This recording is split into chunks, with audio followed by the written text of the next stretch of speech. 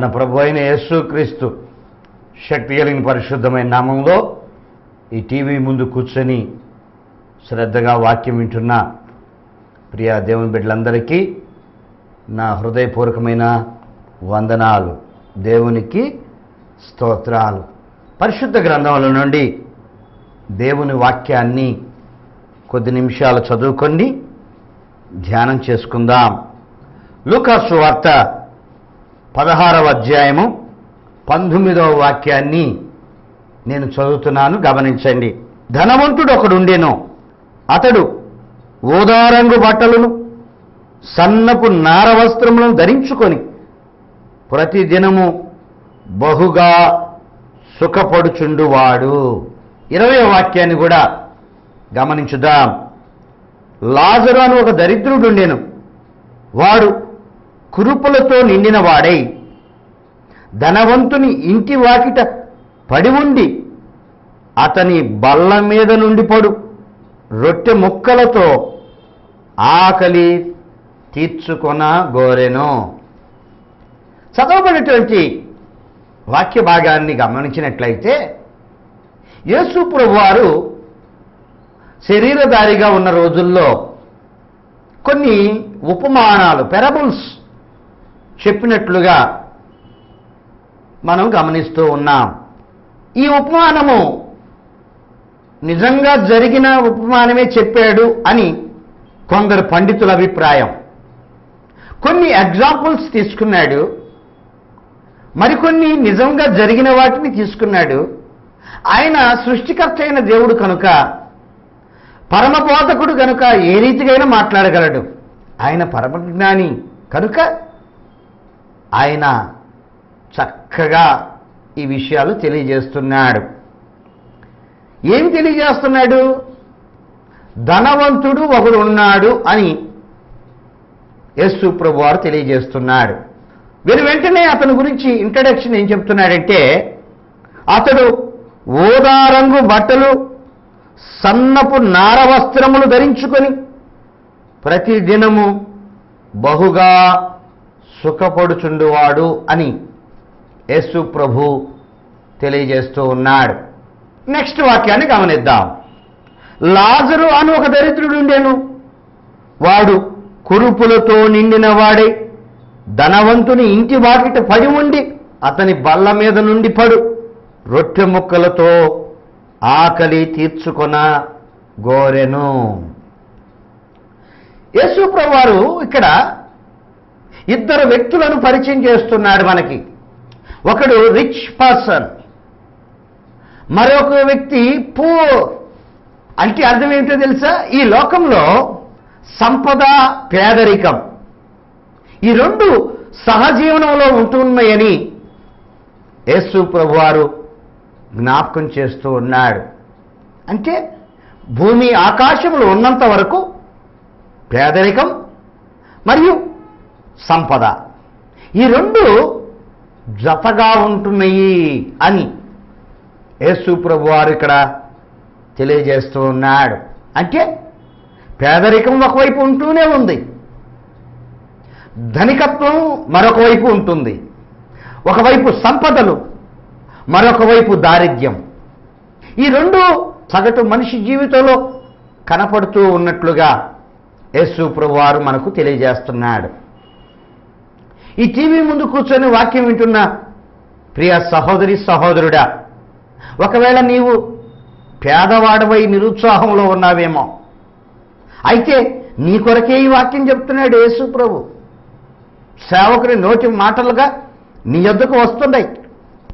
ఒకవేళ టీవీ ముందు కూర్చొని వాక్యం చూస్తున్న నీవు ఐశ్వర్యవంతుల జాబితాలో ఉన్నావేమో, సంపద నీలో ఉందేమో, అయితే నీతో కూడా దేవుడు మాట్లాడుతున్నాడు.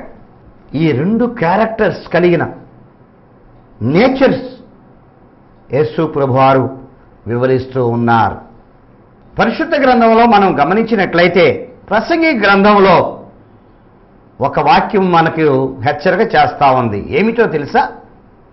సుఖ దుఃఖములను దేవుడు జతపరిచి ఉన్నాడు అని దేవుని వాక్యం మనకు తెలియజేస్తూ ఉంది. అంటే ఒక మనిషి జీవితంలో కొంతకాలము సుఖము, మరికొంతకాలం దుఃఖము, రెండూ కూడా జతపరచబడి ఉన్నవి అని దేవుని వాక్యం సెలవిస్తూ ఉంది.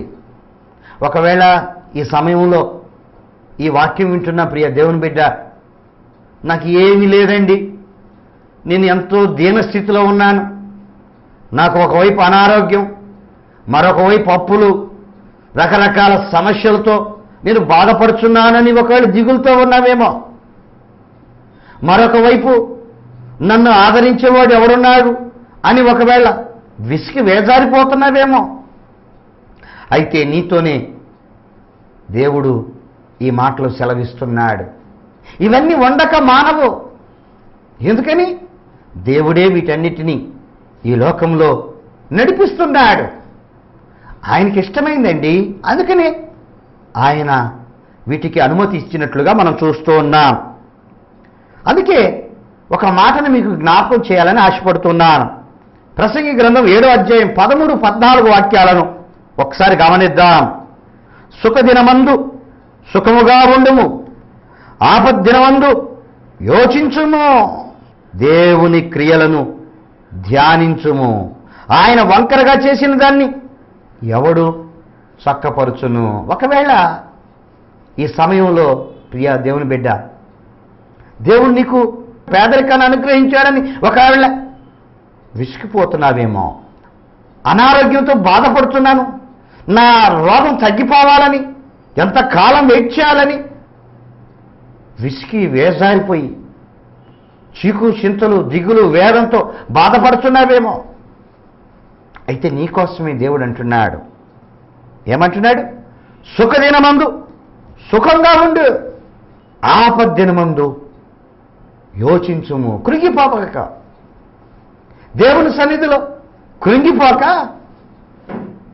ఆపద్దినమందు కూడా, అంటే నీకు రోగమే వచ్చినా, నీకు ఉద్యోగమే లేకపోయినా, ఆర్థిక సమస్యలే ఉన్నా, పెళ్లి కాలేదే, ఇంతకాలము చాలా టైం అయిపోతుందని నిరుత్సాహంలో ఉన్నా, ఇక చదువుల్లో మంచి జ్ఞానం లేదని, మంచి మార్కులతో పాస్ కావట్లేదే అని, మా అబ్బాయి, మా కుమార్తె ఫెయిల్ అయిపోతుందని ఒకవేళ చదువు విషయంలో దిగులు పడుచున్నా, మరి ఏదైనా సరే సమస్య కావచ్చు, దేవుని వాక్యం అంటుంది ఈ సమయంలో నిరుత్సాహం పడబాకండి.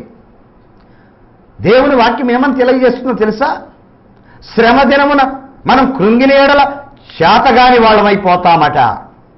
అవును, సాతాను యొక్క ప్రణాళిక ఏమిటంటే, వాడు మొదటి నుండి చెడ్డవాడు. యేసు ప్రభువారు అంటున్నాడు, అపవాది మొదటి నుండి చెడ్డవాడు. నిన్ను చెడగొట్టాలని చూస్తాడు, నిన్ను ప్రలోభ పెడతాడు, నీకు ఆ సమస్య ఈ సమస్య తీసుకొని వాటన్నిటిలో తలమునకలైపోయేటట్టు చేసి, తద్వారా నువ్వు కృంగిపోయేటట్లు చేసి, ఆ తర్వాత విసిగి వేజారిపోయి తదనంతరము దేవుని విడిచిపెట్టేటట్లు చేసి, దేవుని వాక్యం పైన శ్రద్ధ ఉండదు, దేవుని శక్తి పైన మనసు పెట్టకుండా ఏదో దిగులు, వేదన, బాధలతో కృంగి తన కాలాన్ని గడిపి ఈ లోకంలో విడిచిపెట్టిన తర్వాత కూడా శ్రమల పాలు చేయాలని సాతాను యొక్క ప్లాన్. కనుకనే ఈ సమయంలో యేసు ప్రభువారు ఈ విషయాలను తెలియజేస్తూ ఉన్నాడు. ప్రియ సహోదరి, సహోదరుడా, నీకు ఏ సమస్య ఉన్నా సరే, నేను ప్రకటిస్తున్న క్రీస్తు వాటన్నిటినీ నుంచి విడిపించుటకు సమర్థుడు, శక్తి కలిగిన వాడు.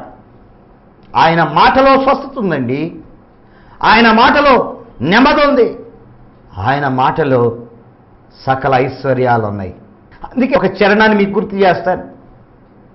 నెమ్మది లేకుండా విస్తారమైన ధనముండుట కంటే దేవుని యందలి భయభక్తులతో ఉండుటే మేలు,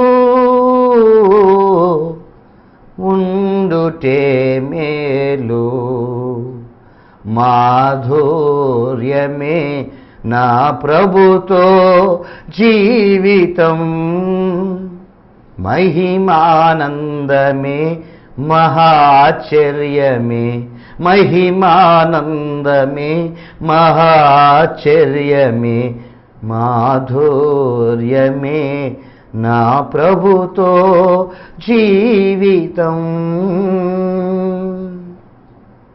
ఒకవేళ నువ్వు కృంగిన స్థితిలో ఉన్నావేమో, ఒకవేళ అన్నీ కలిగి సంతోషంగా ఉన్నావేమో, ఏ స్థితిలో ఉన్నావో నాకైతే తెలియదు, కానీ నేను ప్రకటిస్తున్నా, మన యేసు ప్రభువుకు సమస్తము తెలుసు. ఆయన నీ హృదయం నా హృదయం అందరి గురించి ఎరిగినవాడు. ఒక వాక్యాన్ని మీకు జ్ఞాపకం చేస్తాను. యోహాను సువార్త 2వ అధ్యాయం 24వ వాక్యాన్ని జ్ఞాపకం చేస్తూ ఉన్నాను. యేసు అందరినీ ఎరిగినవాడు గనుక ఆయన తనను వారి వశము చేసుకొనలేదు. ఆయన మనుష్యుని ఆంతర్యమును ఎరిగినవాడు. మన దేవుడు ఎలాంటి వాడో ఆయన వాక్యం సెలవిస్తుంది. ఏమని సెలవిస్తుందో తెలుసా? అందరినీ ఎరిగినవాడు. మన ప్రభు సృష్టికర్త అయిన దేవుడు. నీ గురించి సమస్తం తెలుసు, నా గురించి సమస్తం తెలుసు, మనందరి గురించి సమస్తము ఎరిగినవాడు. He knew all people. పేదవాళ్ళని కనిపెట్టాడు, ధనికుల్ని కనిపెడుతున్నాడు, మిడిల్ క్లాస్ పీపుల్ని కనిపెడుతున్నాడు. అందుకని మమ్మల్ని చూడలేదులే అని నువ్వు అనుకోవద్దు. అందరినీ చూస్తున్నాడండి. ఆయన కన్నులు నిదానించి చూస్తున్నవి. మన స్థితి ఏమిటో, మన గతి ఏమిటో, మన సమస్య ఏమిటో, నీకున్న ప్రతి విధమైన బాధ ఏమిటో ఆయనకు తెలుసు. నా దేవుడు తెలియలేదులే అని నువ్వు అనుకొని పొరపాటు పడుతున్నావు. మన గురించి సమస్తము తెలుసు కనుక ఆయనకు మన గురించి చెప్పుకోవాల్సిన అవసరం లేదు. 25వ వాక్యాన్ని చూద్దాం. గనుక ఎవడునో మనుషుల గురించి ఆయనకు సాక్ష్యం ఇయ్యనక్కర్లేదు. అవునండి. అయ్యా నా గురించి నీకు తెలుసా, నేను ఎంత బాధలో ఉన్నానో నీకు తెలుసా అని కొందరు ప్రార్థిస్తూ ఉంటారు. నా రోగం ఎంత బాధలో ఉన్నానో నీకు తెలుసా? నా మన ప్రార్థన మార్చుకుందాం, మన స్టైల్ మార్చుకుందాం. ఆయన అన్నీ ఎరిగిన వాడండి. కనుక మన గురించి మనం చెప్పుకోని అవసరంలే. మన పరమ తండ్రి మనకు అక్కరగా ఉన్నది ఏమిటో అవన్నీ ఎరిగి ఉన్నాడు. ప్రియ సహోదరి సహోదరుడా, ఈ సమయంలో ఒక దేవుని బిడ్డగా, దేవుని సేవకునిగా, దేవుని స్వరముగా నేను ధైర్యంతో నీకు ఒక మాట తెలియజేస్తూ ఉన్నాను. నేను ప్రకటిస్తున్నా, నా దేవుడు, మన దేవుడు సజీవమైన దేవుడు, శక్తి కలిగిన దేవుడు, ఆదరించే దేవుడు, స్వస్థతనిచ్చే దేవుడు. ఆయన పేరు నజరేయుడైన యేసుక్రీస్తు. నిన్న నేడు నిరంతరం ఏకరీతిగా ఉన్నవాడు, మార్పు లేనివాడు, మార్చగలిగినవాడు. నిన్ను నన్ను మనల్ని మార్చగలిగినవాడు, నీ స్థితిని మార్చగలిగినవాడు, నీ దరిద్రతను మారుస్తాడు, నీ రోగాన్ని తొలగిస్తాడు, నీ అప్పుల బాధల నుంచి విడిపిస్తాడు, ప్రతి సమస్యలోంచి నిన్ను లేవనెత్తుతాడు. కృంగిన వారిని లేవనెత్తే దేవుడు, రోగులను స్వస్థపరిచిన దేవుడు, నెమ్మది లేని వారికి నెమ్మదినిచ్చిన దేవుడు, దయ్యాల శక్తిలో నుండి విడుదల చేసిన దేవుడు, చనిపోయిన వారిని సైతం లేవనెత్తిన దేవుడు. ఆయన శక్తిని ఈ సమయంలో గుర్తుపట్టమని, ఆయన శక్తిని గ్రహించి ముందుకు కొనసాగమని ప్రభు పేరిట ధైర్యంతో కూడిన మాటను మీకు ప్రకటిస్తూ ఉన్నాను. ఆయన ఎన్నిక లేని వారిని గొప్పవారిగా చేస్తాడండి. జ్ఞానులను ఘనహీనంగా చేస్తాడండి. ఆయన ఏమైనా చేయగలడు. ఆయన పేరు నజరేయుడైన యేసుక్రీస్తు. ఆ యేసుక్రీస్తు నీ పట్ల, నా పట్ల, మన పట్ల ఒకే రీతిగా ఉన్నాడు. అంటే నిన్ను బాగు చేయాలని చూస్తున్నాడు. అప్పుడిప్పుడు ఎవరినో బాగు చేశాడులేండి, నన్ను బాగు చేయలేదు అని అనుకోబాక. వారికి ఎవరికో మేలు చేశారండి, పక్కించానికి మేలు చేశారు, నా ఏరియాలో ఉన్న వాళ్ళు బాగుపడ్డారు, నాకు బాగు చేస్తాడా లేదా అని నిరుత్సాహంతో కూడిన మాటలు మాట్లాడక దేవుని వైపు చూస్తూ, విశ్వాసమునకు కర్తయు దానిని కొనసాగించు విజయుడైన యేసుక్రీస్తు వైపు చూస్తూ, నీ సమస్య, మన సమస్య ఆయన పాదాల చెంత పెట్టి సమస్తము పొందుకుందా. ఆయన సర్వకృపానిధి, సంపదలు గని సకలము చేయగలిగిన దేవుడండి. ఆయన నిన్ను నన్ను విడవడు, ఎన్నటికి ఎడబాయడు. ఆయనే మన ప్రభు అయిన యేసుక్రీస్తు. పరిశుద్ధ గ్రంథంలో నుండి యోహాను సువార్త 1వ అధ్యాయం 9వ వాక్యాన్ని గమనించినట్లయితే, నిజమైన వెలుగు ఉండెను, అది లోకములోనికి వచ్చుచు ప్రతి మనుషుని వెలిగించుచున్నది. ఆయన లోకములో ఉండెను, లోకము ఆయన మూలంగా కలిగెను, గాని లోకం ఆయనను తెలుసుకొనలేదు. ఎంత విచిత్రం ప్రియా దేవుని బిడ్డలారా. There is a true light. మనల్ని వెలిగించే దీపం ఆయనేనండి. నరుని ఆత్మ, యెహోవా పెట్టిన దీపం. నీలో ఉన్న ఆత్మ ఆయన దయా దాక్షిణ్యం వల్ల కలిగినటువంటి దీపం. మరి మనల్ని వెలిగించడానికి నిజమైన దీపముగా యేసు ప్రభు వారు 2000 సంవత్సరాల క్రితం ఈ భూమి మీదకి దిగి వచ్చాడు. ఎలా వచ్చాడు? శరీరధారిగా. 14వ వాక్యాన్ని గమనించినట్లయితే, ఆ వాక్యం ఏ వాక్యము? ఇన్ ద బిగినింగ్, ఆదిలో ఉన్న వాక్యం, దేవుడై ఉన్న వాక్యం, దేవుని యొద్ద ఉన్న వాక్యము శరీరధారి, కృపా సత్య సంపూర్ణుడుగా మన మధ్య నివసించెను. మన మధ్య నివసిస్తున్నాడండి. ఈ సమయంలో వాక్య రూపంలో నీతో, నాతో, మనతో మాట్లాడుతున్న దేవుడు. ఆయన మాట్లాడే దేవుడు, ఆయన చూస్తున్న దేవుడు, ఆయన నీకు విడుదలిచ్చే దేవుడు, స్వస్థతనిచ్చే దేవుడు, నెమ్మదిని, ప్రశాంతతను కలగజేసే దేవుడు, నిజమైన దేవుడు. అందుకే ఆయన అంటున్నాడు, లోకానికి సవాల్ చేస్తున్నాడు. ఏమని తెలుసా? I am the way, I am the truth, I am living God. నేనే మార్గాన్ని, నేనే సత్యాన్ని, నేనే జీవాన్ని అంటున్నాడు. ఎస్, ట్రూ గాడ్, నిజమైన దేవుడు ఆయనే. ప్రియా దేవుని బిడ్డలారా, ఆయనే మోక్షానికి మార్గం. ఆయనే నిన్ను, నన్ను, మనల్ని జీవింపజేస్తున్న జీవాత్మ, పరమాత్మ. ఆ పరమాత్మ మన మధ్యలో నివసిస్తూ ఉన్నాడు. ఇంకా నీవు గ్రహించట్లేదా? 2000 సంవత్సరాల క్రితం ఆయన శరీరధారిగా, అనగా రక్త మాంసంలో, ఫ్లెష్ శరీరధారిగా ఈ భూమి మీదకు వస్తే, ఆనాటి జనాంగం, అనగా ఆత్మీయ నేత్రాలు గుడ్డితనములో ఉన్న మానవ హృదయాలు కొందరు గ్రహించలేదు అని దేవుని వాక్యం హెచ్చరిక చేస్తుంది. 11వ వాక్యాన్ని గమనించినట్లయితే, ఆయన తన స్వకీయుల యొద్దకు వచ్చెను, ఆయన స్వకీయులు ఆయనను అంగీకరింపలేదు. ఆయనను అంగీకరింపలేదట, యాక్సెప్ట్ చేయలేదట, నిజమైన దేవుడికి గుర్తించలేదట. ఈ సమయంలో ఈ టీవీ ముందు కూర్చొని వాక్యం వింటున్న ప్రియ సహోదరి, సహోదరుడా, నీవు నిజమైన దేవుడు ఎవరో గమనించావా? నిజమైన దేవునికి ఉండవలసిన లక్షణాలు ఏమిటో ఎరిగావా? ఎంతకాలమండి మూఢత్వం, ఎంతకాలం నీవు నీ నమ్మకము మూఢనమ్మకముగా మార్చుకుంటావు.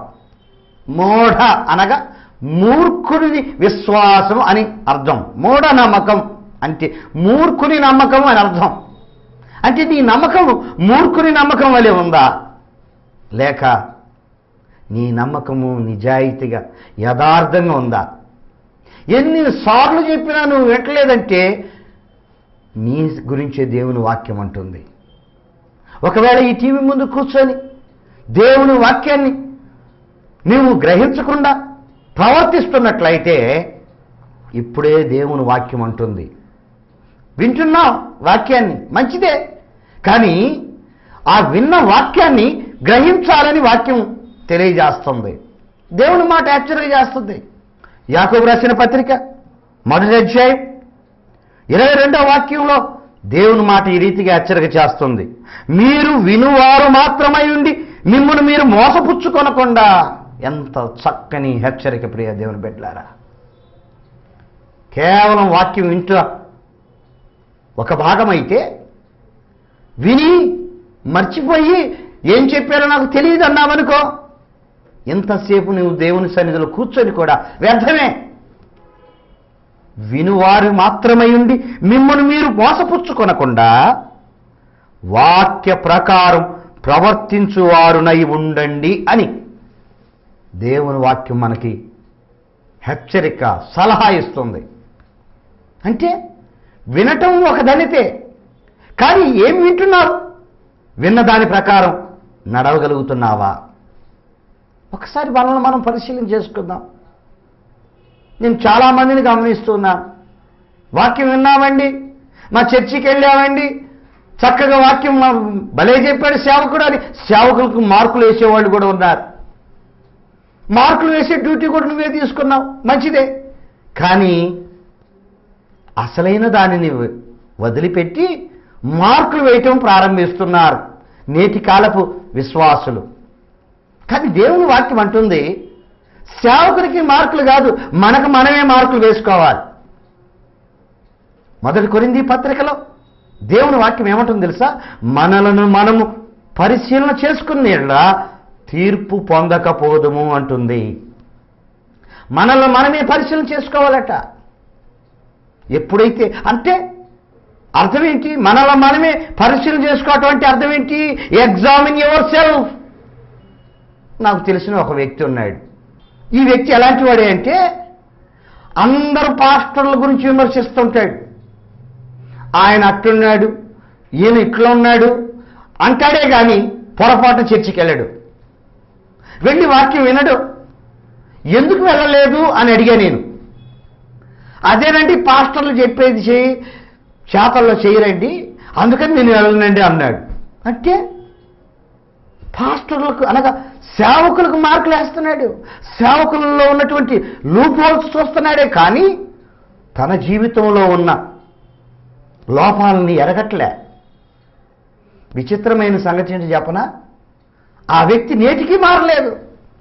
కారణం ఏంటంటే ఎగ్జామిన్ యువర్ సెల్ఫ్ అంటే మనల్ని మనమే పరీక్ష చేసుకొని.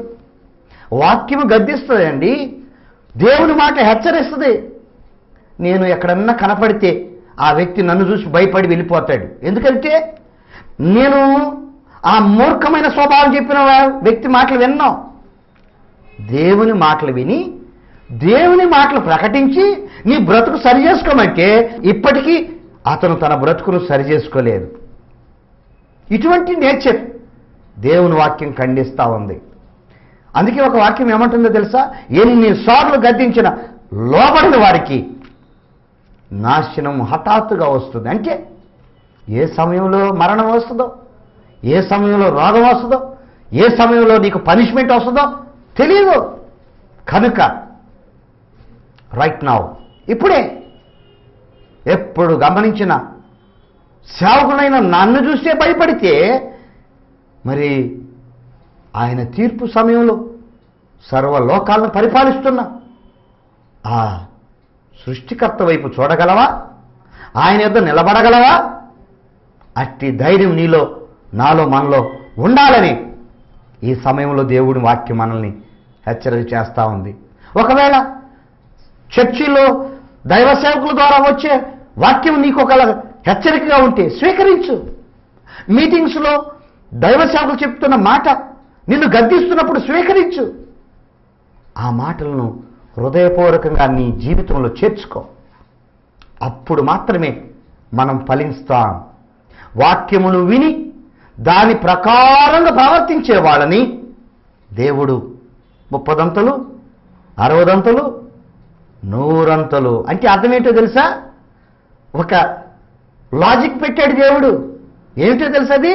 నేను దేవుని సన్నిధిలో అడిగాను, ప్రభువా 30 60 100 ఎందుకని రాయించి పెట్టావు, ఎందుకని ఈ రీతిగా రేషియో పెట్టావు అని అంటే దేవుడు నాతో మాట్లాడిన మాట ఏమిటో తెలుసా? 30% రిసీవ్ చేసుకుంటే నీకు 30% మార్కులే. అంటే 30% ఆశీర్వాదాలు వస్తాయి. 60% 60% వాక్యాన్ని రిసీవ్ చేసుకున్నావనుకో, దేవుని వాక్యాన్ని స్వీకరించావనుకో, 60% బ్లెస్సింగ్స్ నీకు ఉంటాయి. 100% తగ్గించుకున్నావనుకో, 100% దేవుని వాక్యానికి విధేయుడు అయ్యావనుకో, 100% మార్కులు నీకు వస్తాయి, అనగా ఆశీర్వాదాలు వస్తాయని దీని అర్థం.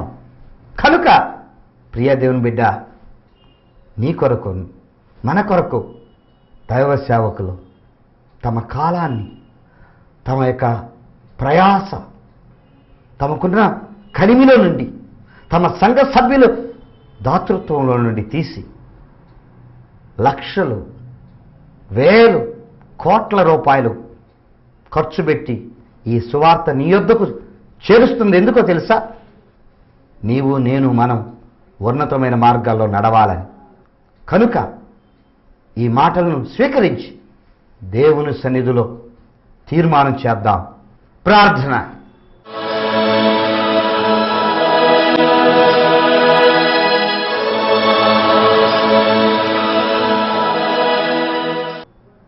ప్రేమ కలిగిన తండ్రి, కృపగల దేవా, మీకు స్తోత్రాలు.